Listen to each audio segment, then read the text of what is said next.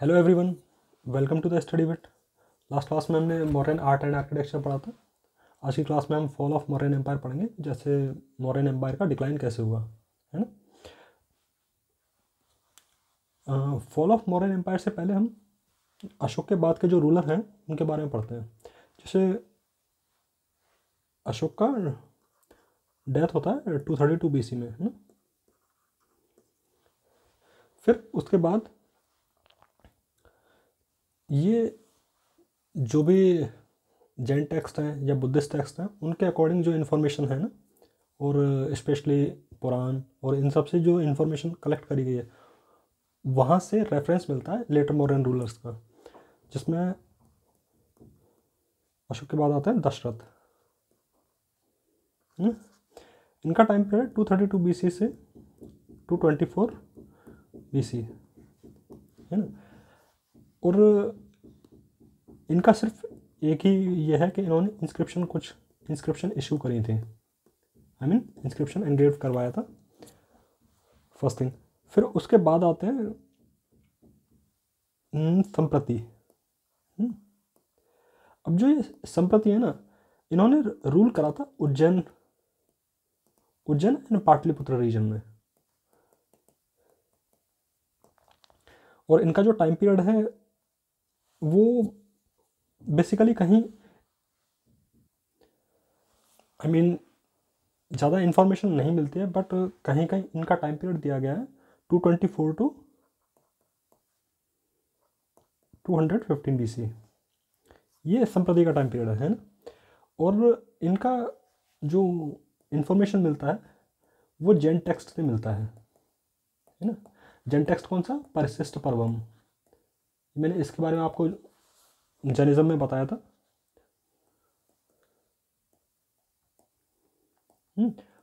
और ये हेमचंद्र ने लिखा था इसको।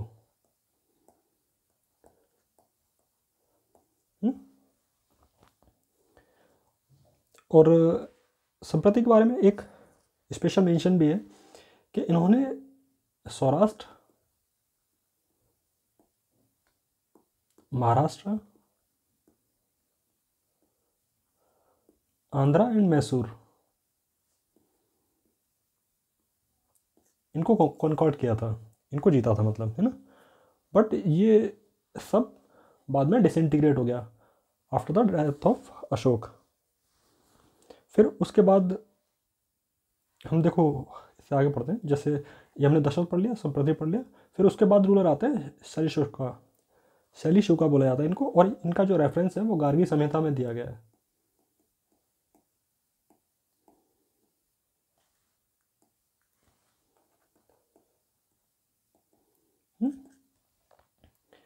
गार्गी संहिता के युग पुराण में।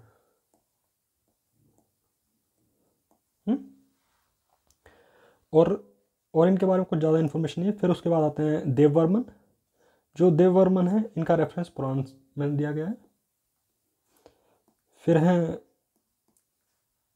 शतधनवान, और इनका भी पुराण में रेफरेंस दिया गया है ना। इसके बाद हैं बृहद्रथ। जो ये बृहद्रथ हैं ये लास्ट मॉडर्न रूलर हैं। और इनको पुष्यमित्र सुंग ने मार दिया था, है ना। और ये एक ब्राह्मण रूलर थे, बेसिकली ये कमांडर थे। अब ये मैंने आपको ये ब्राह्मण क्यों लिख के दिया है ये देखो, हम आगे पढ़ेंगे। और देखो ऐसा बोला जाता है कि जब बृहद्रथ को पुष्यमित्र सुंग ने जब मारा था तो वहाँ का पब्लिक, मतलब कई जगह रेफरेंस दिया गया कि वहाँ की पब्लिक ये नहीं जानती थी कि ये हमारा रूलर है बृहद्रथ, मतलब ये मौर्यन किंग है। तो आप इससे आइडिया लगा सकते हो कि उस टाइम पर एडमिनिस्ट्रेशन किस कंडीशन में हो गया था कि जो पब्लिक ही नहीं जानती थी।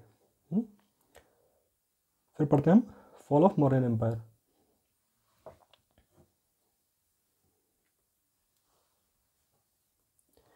देखो कोई भी एम्पायर है ना, तो उस एम्पायर का जब जैसे जैसे राइज होता है तो उस एम्पायर का फॉल भी होगा।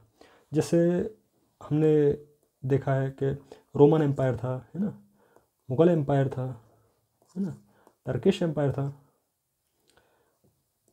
अब इसको टर्किश भी बोल सकते हैं, इसको दिल्ली सल्तनत भी बोल सकते हैं, है ना।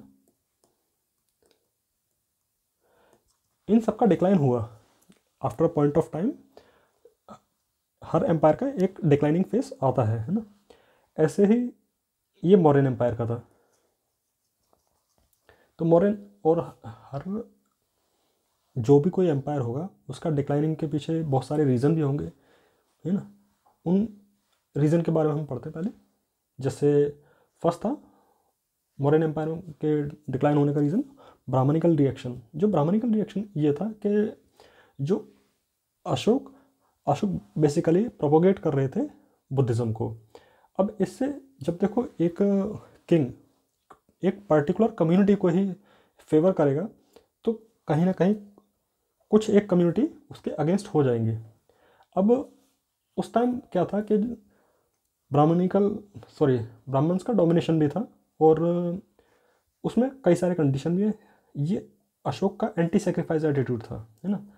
अब हमने देखो वैदिक टाइम में भी पढ़ा है ना, और लेटर वैदिक में भी पढ़ा है कि उस टाइम पर ये यज्ञ और सेक्रीफाइस होते थे। जैसे अश्वमेध सेक्रीफाइस हो गया, राजसूय सेक्रीफाइस हो गया, है ना। तो राजसूय यज्ञ हो गए, तो ये सब होते थे।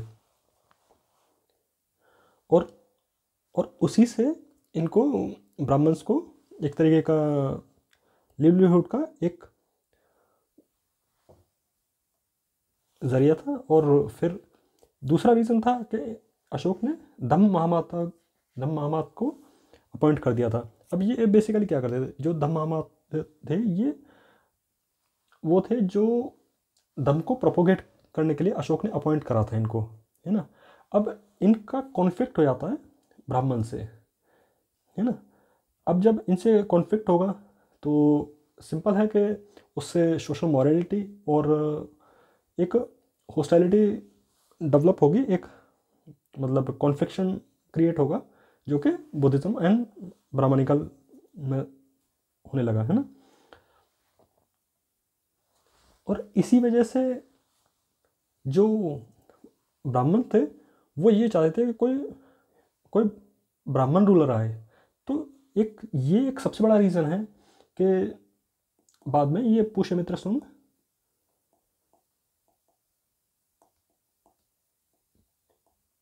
इसका राइज होता है ना। क्योंकि कहीं ना कहीं इसको एक सपोर्ट था ब्राह्मण्स का, है ना। फिर इसके बाद है ऑपरेसिव रूल इन प्रोविंस। अब देखो इसमें यहाँ पर ये देखने को मिलता है कि उस टाइम पे मिस रूल हो रहा था बाई करप्ट ऑफिशियल। अब देखो मिस रूल क्या था कि उसमें एक इंटरनल रिवॉल्ट होने लगे थे। जैसे आपने बिंदुसार के टाइम पर भी देखा था कि तक्षशिला में जब रिवॉल्ट हुआ तो अशोक को सप्रेस करने के लिए भेजा गया, है ना। तो ये कुछ टाइम शांत रहा, फिर उसके बाद कुछ टाइम बाद फिर ये होने लगा। तो ये बेसिकली जो इंटरनल रिवोल्ट थे ना वो बढ़ते जा रहे थे आफ्टर अशोक। तो ये बहुत ज़्यादा बढ़ने लगे। अब देखो citizen of Takshashila complain against the मिसरूल of wicket bureaucrat. अब देखो इसका इंफॉर्मेशन हमें कई इंस्क्रिप्शन से भी मिलता है। फिर तीसरा रीज़न है फाइनेंशियल क्राइसिस। अब देखो फाइनेंशियल क्राइसिस में क्या होता है कि देखो उस टाइम पे आर्मी को मेंटेन कराया जाता है ना। लार्ज आर्मी रखी जा रही है और एक ब्यूरोक्रेसी भी है ना। तो जब इन चीज़ों को मेंटेन करना होगा तो उसके लिए फाइनेंस तो होना चाहिए ना। जब एक बड़ी आर्मी मेंटेन करनी है या एक ब्यूरोक्रेसी को अच्छे से चलाना है तो उसके लिए पैसा भी तो होना चाहिए ना। बट प्रॉब्लम क्या थी कि अशोक ग्रांट दे रहा था बुद्धिस्ट मॉन्क को और आर्मी को भी मेंटेन कर रहा था, बट उस टाइम पे कोई कॉन्क्वेस्ट नहीं हो रहा था, है ना। कोई युद्ध नहीं जीता जा रहा था क्योंकि cause of pacifist policy of Ashok कि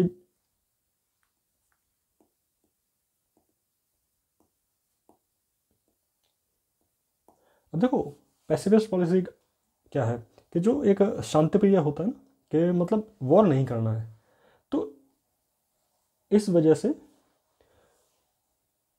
कोई कॉन्क्वेस्ट नहीं, तो कोई एक पैसा भी नहीं है ना।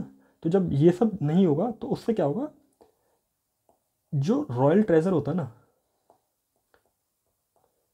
रॉयल ट्रेजर जो कि मतलब राजा का जो खजाना होता था, वो इस वजह से ये सब चीज़ें जो फंड था वो सब खत्म होने लगा, है ना। अशोक के टाइम पीरियड पर ही ये बहुत हद तक खत्म हो चुका था। अब इससे आगे क्या है, spread of new material knowledge in outlying areas. देखो अशोक के टाइम पे, सॉरी अशोक कह रहा हूँ, ये मगध रीजन में आयरन सबसे मेन था, बट जब यही नॉलेज इन्हें बाहर के लिए मिलने लगा तो जो यहाँ थे वो अपना यही नॉलेज को बाहर लेके गए, है ना। अब इसमें क्या था कि जो ये स्पेशल एडवांटेज था ना मगध रीजन में, ये एक तरीके का लॉस्ट होने लगा, आई मीन ख़त्म होने लगा। और यही इसी नॉलेज के बेस पर इन्होंने न्यू किंगडम इमर्ज, इसी बेस पर नए किंगडम का राइज होता है, जिसमें है कन्नव, है ना, सॉरी शुंग एंड कन्नव, ये होते हैं नॉर्थ में। और सातवाहन होते हैं ये दक्कन में।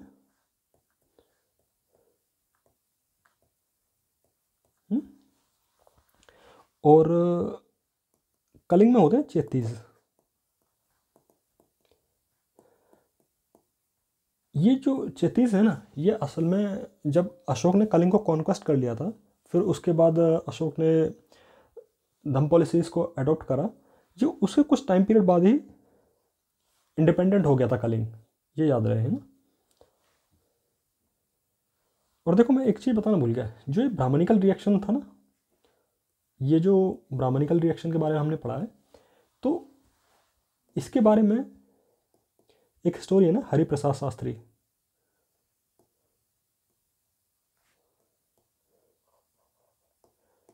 इन्होंने इसी चीज़ को बोला है कि जो अशोक के प्रो बुद्धिस्ट और पैसिफिस्ट पॉलिसीज थी ना, वो रिस्पॉन्सिबल हैं कहीं ना कहीं मौर्यन के डिक्लाइनिंग के पीछे, है ना। Pro Buddhist and pacifist policy responsible for annoying ब्राह्मण, ये याद रहे। और जो ये मिसरूल बाई करप्ट ऑफिशियल है, इसका रेफरेंस मिलता है कलिंग एडिक्ट से। मैं आपको सोर्स इसलिए बता रहा हूँ क्योंकि एग्जाम में बहुत बार सोर्सेस पूछे जाते हैं, है ना। अब देखो आगे देखते हैं, है ना।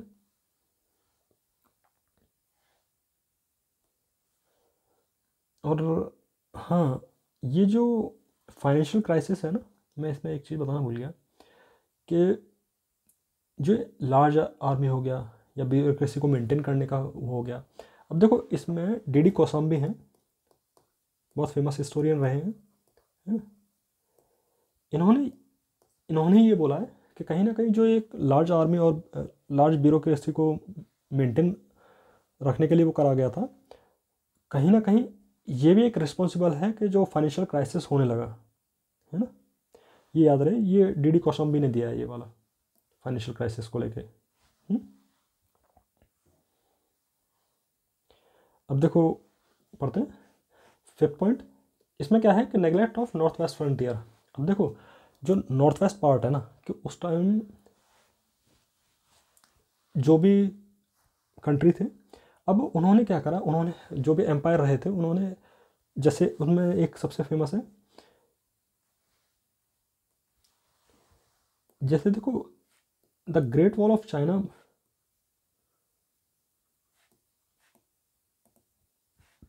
कंस्ट्रक्ट करा गया ये 2020 BC में। देखो असल में इसको कंस्ट्रक्ट करने का एक सबसे बड़ा रीज़न था कि चाइना को जो एक एरिया था ना, उसको एक बाउंड्री वॉल के तौर पर बनाया गया था इससे, कि जिससे क्या होता कि इससे अटैक ना हो पाए। तो जो, और ये देखो इसके बारे में थोड़ा सा पढ़ते हैं ये असल में शी हुंगटी इन्होंने बनवाया था इसको, और ये इनका टाइम पीरियड है 247 टू 210 BC में, ये टाइम पीरियड है इनका, है ना। और जो ये ग्रेट वॉल ऑफ चाइना है ये 220 BC में बना है, ये ध्यान रहे, है ना। अब ये बनवाया ही इसीलिए गया था क्योंकि जो आउटसाइडर हैं वो इस पर अटैक ना कर पाए, टू प्रोटेक्ट हिज एम्पायर। अब ये मैंने क्यों बताया, क्योंकि जब चाइना ने ये सब वो करा तो यहाँ पर अशोक ने ऐसा ही कुछ क्यों नहीं बनवाया, है ना। एक ये सबसे बड़ा एक रीज़न है, और जिसकी वजह से जो इन्होंने नॉर्थ वेस्ट फ्रंटियर को एक साइडलाइन करा ना, कि साइडलाइन इन द सेंस कि उस पर ज़्यादा ध्यान नहीं दिया, तो इसी का रीज़न है कि फॉरेन इन्वेजन होने लगे। अब देखो ये याद रहे कि फॉरेन इन्वेजन हुए, जिसमें है स्काइथियन,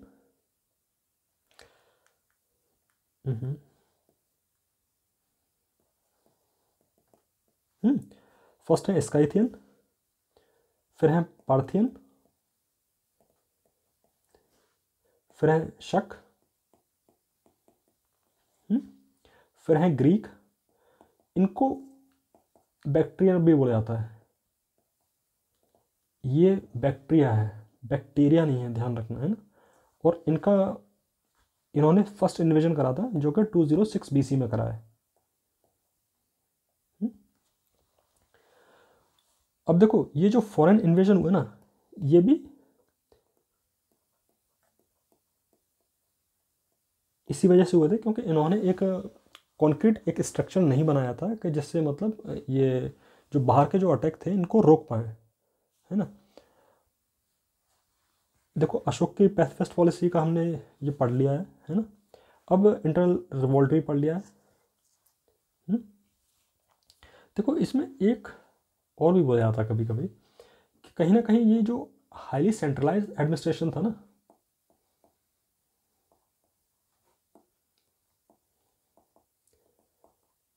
जो हाईली सेंट्रलाइज्ड एडमिनिस्ट्रेशन था मॉडर्न टाइम में, कहीं ना कहीं ये आगे जाके कॉम्प्लेक्स होने लगा था। ये भी एक मॉडर्न एम्पायर के डिक्लाइन का एक रीज़न था। इसके बारे में बताया हिस्टोरियन रोमिला थापर मैम ने।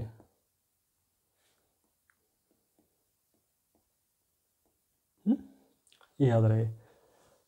ये हमारा टॉपिक ख़त्म होता है। अब हम नेक्स्ट क्लास में मिलते हैं, and thank you for watching.